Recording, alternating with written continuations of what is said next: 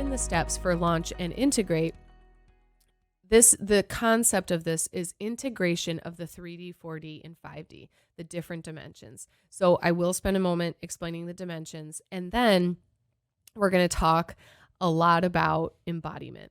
So again, 3D is the 3D, the tangible, the taste, touch, see, smell, senses. That's the third dimension. And here everything's very solid and dense. And so it is what it is. If you've ever heard people reinforce, it is what it is. The fourth dimension says it isn't what it is. It isn't what it is. Everything's a concept. Everything's a construct. Everything is agreed upon. Money is more fluid. The fourth dimension, you begin to bend the laws and rules of the third dimension, meaning money isn't real, time isn't real, the laws aren't really real.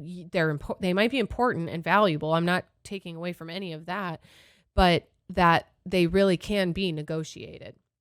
And so with that being said, the fourth dimension is where you start to become an alchemist, and you can use your awareness that all of these concepts and rules are very malleable, very bendable, to then use them in your favor, and to not be limited by what the 3D agreements are. For example, one of my favorites, particularly around money, depending on where you grew up or how you grew up, if you grew up in poverty or something maybe middle class or lower, is there might be some money is hard, money is scarce, money goes out faster than it comes in. The rich get richer. The rich are selfish. Like all these, there's a lot, and some of them are so subtle conversations around money and all of that then limits you. So if you are going to agree with that version of reality, you will live in that version of reality. You have to stretch your mind out of what you've seen and been taught and told and conditioned to believe in the 3D realm by people in that agreement. You have to rise above that dimension into the fourth dimension to look down at it and say, but how come other people are living a different reality? How come the rules don't apply to that person or that community or that tax bracket, right? How come in one country people get married at 14, 15, and 16, and in another country people get married at 20 in their 20s, and some countries people get married in 30s, some people don't get married at all, some people don't have kids. Why are all these different? Why? Right? Like, to question it all is to pull it all apart. That's the work of the fourth dimension, is to start to pull all of these things apart. And in the fifth dimension and beyond, it all just falls apart. So to blast past all of the dimensions would take all form and construct, would begin to disintegrate and fall apart and not be non-existent, because beyond all the dimensions, beyond particularly the third and the fourth, moving into the fifth is where there is no form, shape, construct, separation. The center of all that is, and I talk a lot about this in my book, Alchemizing Judgment, but the center of all that is simply frequency. The frequency of love, the frequency of unity. Some people call that God. Some people call it universe, source energy, vortex, whatever, wherever, however. It doesn't have a name. It is ineffable. It does not need words. And everything comes from that.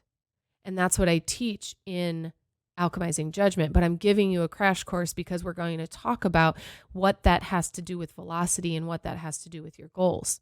Hi, I'm Abigail Gazda, and welcome to the Hearts Unleashed Leadership Academy. Our year-long leadership mastermind and one-on-one coaching emotional intelligence program, created with heart-centered leaders in mind. Created for those committed to positively impacting hundreds, thousands, and millions. Created to help you step fully into your leadership and make a living doing it.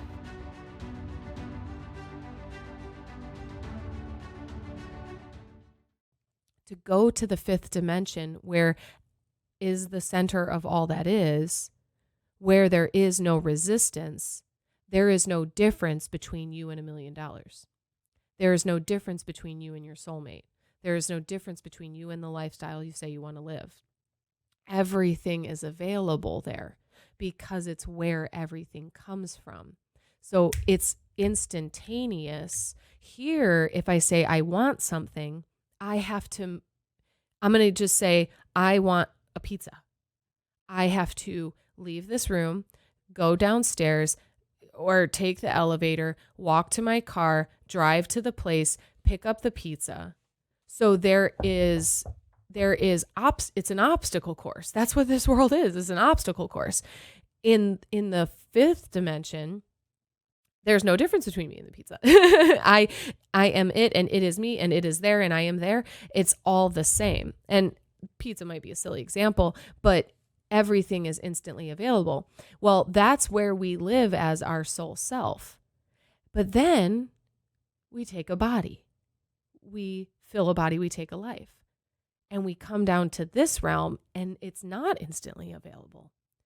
And we're like, what is this? How come I can't just think it and have it? Right? Do you ever get frustrated that you have a divine download, an inspired thought, and you can see the whole vision so clearly, and now you have to wait for time and space to have it? How unfair, right? That's why we get so frustrated, because we can see it so clearly. We can feel it. It's how come it's not coming? Because we have to master being human. We have to master the art of the 3D realm. And so part of that is remembering where we came from and why it might be so frustrating that it's not instantaneous here too. But I want to give you access to that fifth dimension. And so coming down, so in the fifth dimension, here we are in our soul self, and then we decide to take a life, take a body, and we make our way away from the center of all that is, move through the fourth dimension, move into the third dimension, and land in utero. And we grow, and I like to use the umbilical cord as so we pull this golden thread out of the fifth dimension, and we bring it with our soul to the 3D realm. So we are always connected. I call it the golden thread. And we are always connected to that fifth dimension, to the center of all that is, to the core of who we are and where we come from. And I like to use the umbilical cord as the visual here, because we're growing, we remember, we're there, and then we come out and they cut that umbilical cord. And in this physical example, we are cut from our source, and we basically start our forgetting. We forget where we come from. And especially depending on how we grew up, we might forget more and more and more before we awaken and remember. And the awakening pillar is very much about remembering our attachment to that fifth dimension. Okay? And so we come into this life, we forget, we're taught a lot of opposite things of what we really are and who we really are and where we come from. And so we're taught a lot of opposite stuff. And so then we have to deprogram all that, decondition all of that. Okay. So in this step of launch and integrate, so I'm really far out there for where we've been in these modules, but stay with me because it will come full circle, which is the fifth dimension. Ask and you shall receive. I know you've heard that, but that's what that means. Ask and you shall receive. Ask and it is given. But you have to know, you have to remember that in the third dimension, ask and it is given, because that means it is on its way to you. But just like me going to get the pizza, it might take me 30 minutes to get out of this room, down the stairs, into my car, to the pizza place, to bring it back, to sit down and eat it. I have to wait the 45 minutes for that gratification of ask and then receive, right? Well, what if it's something bigger than that? And what if because we're using the physical as an example, let's say your soulmate lives in Europe, you have to close the gap between you two. And maybe if you're listening in Europe, you're doing this course and you live in Europe, you're like, sweet, I'm closer. Who knows, right? But essentially, let's say I ask to meet my soulmate. It is given. And now he, for me, maybe he, she, I don't know, is on their way and I am on my way. We are navigating this physical realm to approach each other. But if I get all worked up, let's say we're this far apart. We were this far apart and now we're this far apart. And I get pissed and shitty and I give up and I go hide out and I say, no love ever in my life, forget it. Well, and then they're just kind of like, well, I wonder where she's at. Because now I've become unavailable for that to receive it, right? I'm blocking it because of what? It took too long? That's what we have to know about this physical realm. That's why co-creative components and structures for success and accountability are so important, so that you do not give up before it manifests. You can be 3 feet from your goal and give up and not find it because now you are energetically unavailable to receive it. And it will just circle you until you then decide, I need to recommit to that goal and realign. And now it's like, smack you right in the head because it's been waiting for you, right?